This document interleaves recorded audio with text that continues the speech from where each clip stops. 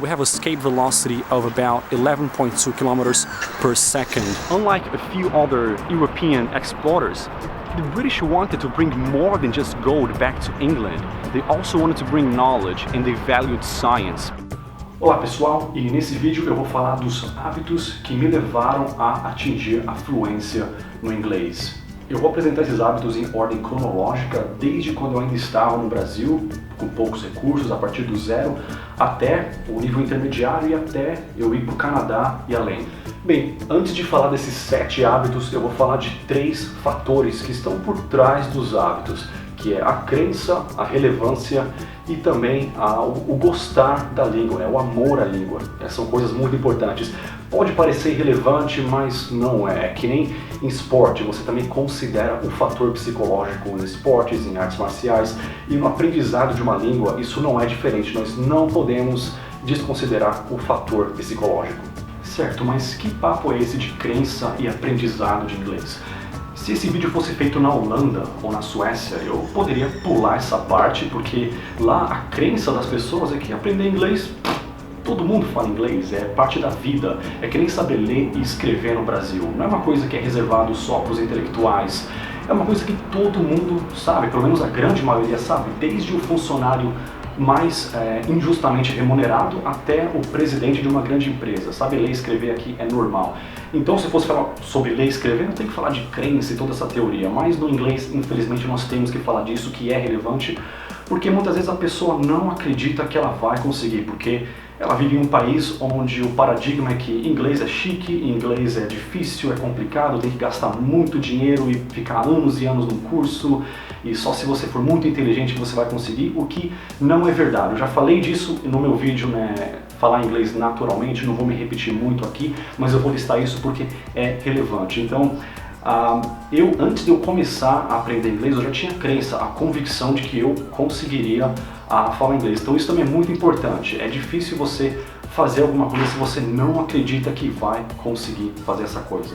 E são poucos os cursos e professores que levam em consideração esse fator relevante que é a crença, né? E um deles é o Kevin Porter, que é um americano que dá aulas no Brasil. Ele desenvolveu todo um sistema, um curso para ensinar inglês também, baseado em como que ele aprendeu português. Ele fala muito bem português também e acho que ele fala 5 línguas, é um poliglota. Enfim, vou deixar os detalhes aqui para quem quiser aí dar uma checada no sistema dele. E muitos me perguntaram sobre cursos online também. Eu fiz uma pesquisa, até postei na minha fanpage sobre o Kevin Porter, né? Então dê uma olhada aqui na descrição do vídeo ou na minha fanpage. Então, muito importante, antes de você começar a aprender, tenha confiança em você mesmo que você vai conseguir. E como você consegue isso já é outra história que vai além aí do foco desse vídeo. Então veja na descrição do vídeo para mais detalhes sobre como mudar as suas crenças. Bem, depois vem a relevância. O que é relevância? Quando eu fui aprender, e antes de aprender, no início, eu já vi o inglês como, assim, parte da minha vida. Eu tinha lá uma visão da minha vida, como que ia ser quando eu já tinha 14 anos de idade. Eu já via o inglês sendo parte relevante da minha vida, que eu ia sair do Brasil, ia morar em outro país, no Canadá, nos Estados Unidos, na Austrália. Não tinha decidido ainda, né? Mas como vocês viram depois, eu acabei indo para o Canadá e para a Austrália. Então, isso já fazia parte de mim, isso era relevante na minha vida, né? Não era uma coisa que eu ia aprender inglês para falar com as paredes. Não, isso se encaixava na minha vida e na visão que eu tinha para a minha vida. Relevância. Bem, e o último e talvez o mais importante desses fatores é amor à língua. É óbvio, sim, mas também é muito importante, né? Você não vai ali se esforçar para jogar futebol se você detesta futebol, se você não gosta das pessoas que jogam futebol, se você odeia os países que jogam futebol. Então, para que você vai treinar? Correr o risco de se machucar ali jogando. Então, o amor à língua é muito importante. Pensa, por exemplo, uma coisa que você adora fazer, um esporte que é seu esporte favorito, que você gosta. Ninguém precisa te encher o saco para você ir lá e jogar. É a mesma coisa com o inglês. Ninguém precisa te encher o saco para você estudar se você realmente gosta e quer estudar. Então a motivação tem que vir de dentro, é uma motivação intrínseca. É que nem, por exemplo, se você é um homem solteiro e essa moça bonita aí te chama para sair, você vai fazer desculpas e falar, não, tô sem tempo, eu vou pensar. E aí, nessa questão de motivação, às vezes eu até brincava e falava para as pessoas que elas têm que sentir um tesão intelectual pela língua, que é uma brincadeira, mas faz sentido, né? Porque quando você sente isso, né? Ninguém precisa te encher o saco para você estudar, você mesmo vai e talvez você vá até deixar de fazer outras coisas para estudar, porque é o que você mais quer fazer. Bem, já falei desses 3 fatores, agora vamos falar dos hábitos, que o primeiro é consistência e persistência. Consistência é você fazer sempre, não é você estudar uma vez por mês e achar que vai aprender. Mas eu fazia isso diariamente, às vezes até mais do que eu deveria. Não que você deva fazer isso, é que eu gostava muito, né? Então eu queria muito fazer isso. Às vezes também, mesmo gostando muito, tem um limite, né? Você não deve estudar lá 10 horas por dia, né? Você também tem mais o que fazer da vida, mas é consistência, você fazer com consistência sempre. Também é persistência, porque você vai encontrar dificuldades, mesmo gostando da língua. Eu passei por dificuldades, é que nem, por exemplo, o atleta que gosta daquele esporte, ele quer ir para as Olimpíadas, mas ele, por exemplo, cai e se machuca, ou então tem algum problema de saúde que impede ele, então ele não tem tempo de treinar. Então sempre vai ter empecilhos, dificuldades, coisas que eu tive dificuldade de aprender, ou então falta de recursos. Né? Por exemplo, eu queria muito fazer um curso, mas como eu já falei 10 vezes nos vídeos, eu não tinha os recursos para isso, então eu tive que arrumar outro jeito. É persistência, não deu por aqui, vamos por ali, não deu por ali, vamos arrumar um caminho, né? Find a way no matter what. Bem, o segundo hábito, né? Lembrando que hábito, gente, é um hábito, é uma coisa que você faz constantemente, não é uma coisa que você faz de vez em nunca, né? Então o segundo hábito é fazer o que eu gostava em inglês. Eu já falei disso em mais detalhes em outros vídeos, aí no Inglês Fluente, Dicas e Mitos, mas eu vou listar aqui, porque talvez esse seja o primeiro vídeo que você está vendo no meu canal. Se for o caso, eu tenho outros vídeos, né? Não se esqueça de se inscrever no canal. Mas fazer o que você gosta em inglês, que é muito importante, e eu fazia isso antes de eu chegar no nível intermediário, mesmo ali no nível básico. Eu já tentava jogar videogame, que é o que eu gostava, eu era adolescente na época, a fazer coisas assim que envolve o conhecimento do inglês.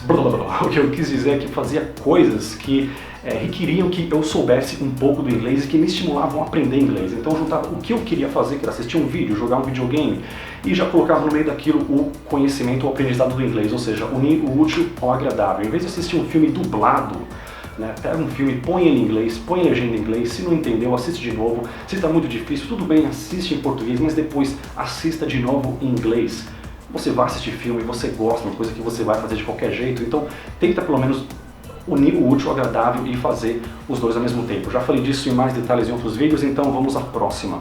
Bem, fazer do inglês a sua língua primária, que eu já falei em outros vídeos, mas eu vou listar aqui e falar algo sobre isso que eu não falei, né, em outros vídeos. Mas eu só fiz isso quando eu cheguei ali no nível intermediário. Por quê?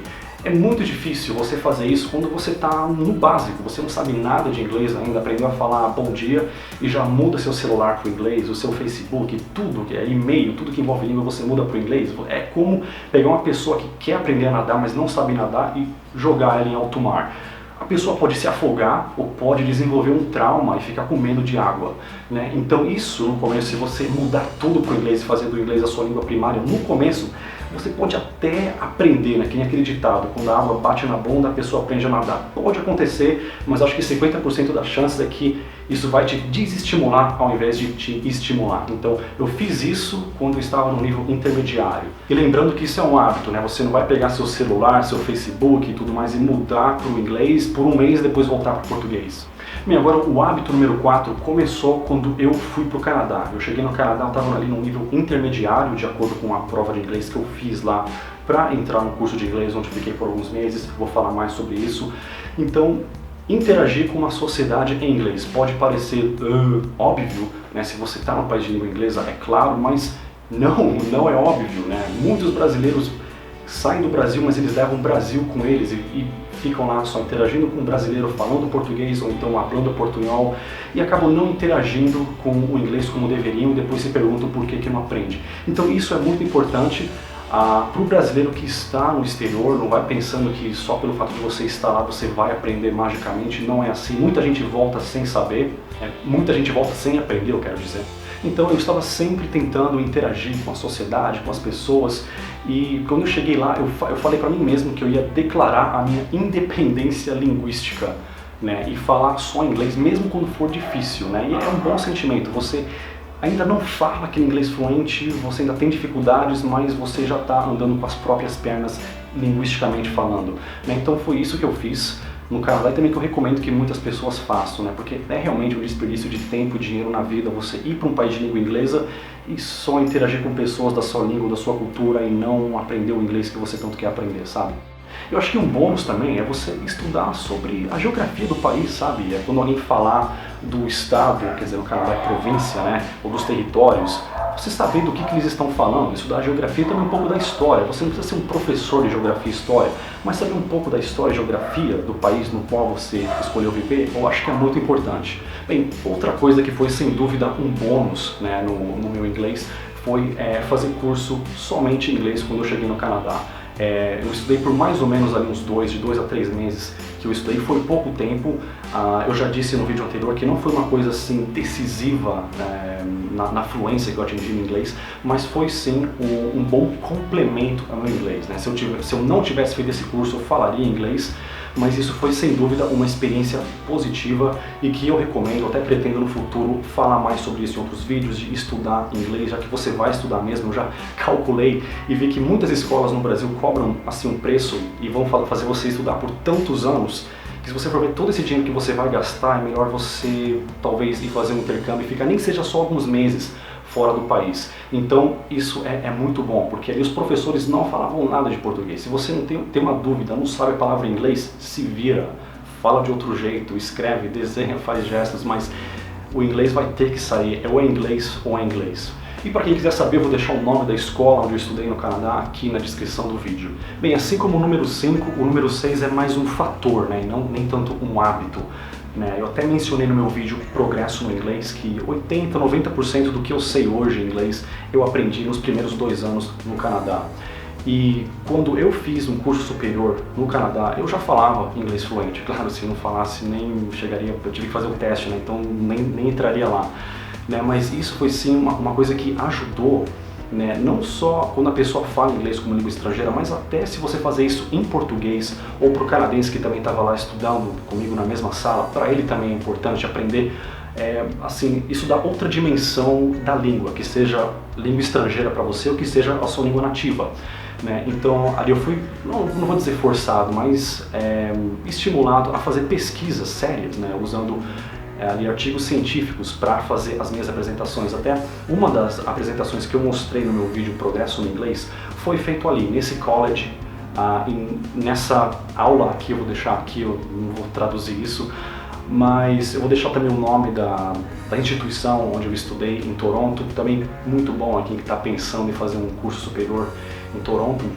E foi por pouco tempo, porque eu saí, fui embora para a Austrália, mas foi uma coisa que, assim, que me ajudou muito, foi um bônus, foi uma coisa assim ótima e uma experiência maravilhosa, assim, uma outra dimensão da língua, que eu nunca interagi com português nesse nível, de fazer pesquisa científica, de ter um curso superior em português, eu nunca tive isso no Brasil ou em língua portuguesa, mas no inglês eu tive. Então uma dimensão do inglês que eu explorei, mas que em português nem tanto. E o próximo ponto que eu vou mostrar para vocês, que é trabalhar em um ambiente corporativo, assim no meu caso, não vou também menosprezar outros trabalhos que não envolvem muito a interação verbal, mas no meu caso, trabalhar com vendas. Eu tive mais isso na Austrália e, assim, eu já falava o inglês fluente quando eu cheguei lá, mas você, mesmo falando a língua fluentemente, às vezes você não interage com certos aspectos daquela língua.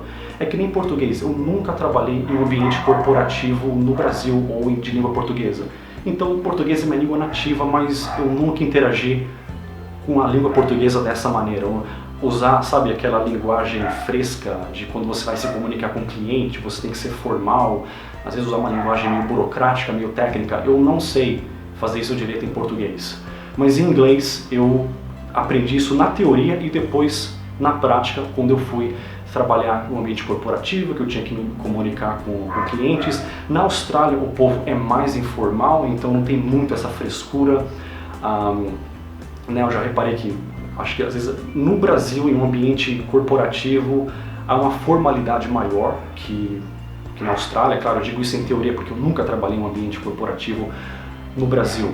Mas isso foi uma coisa que sem dúvida acrescentou assim na minha interação, não na fluência, porque eu já falava fluência, mas de não saber apenas na teoria como escrever uma carta toda formalizada para o cliente e tal, como fazer escrever como que fala, um relatório técnico, que eu sabia em teoria, mas ali eu fiz isso na prática por alguns anos. Então é uma coisa que sem dúvida acrescentou na minha interação com o inglês.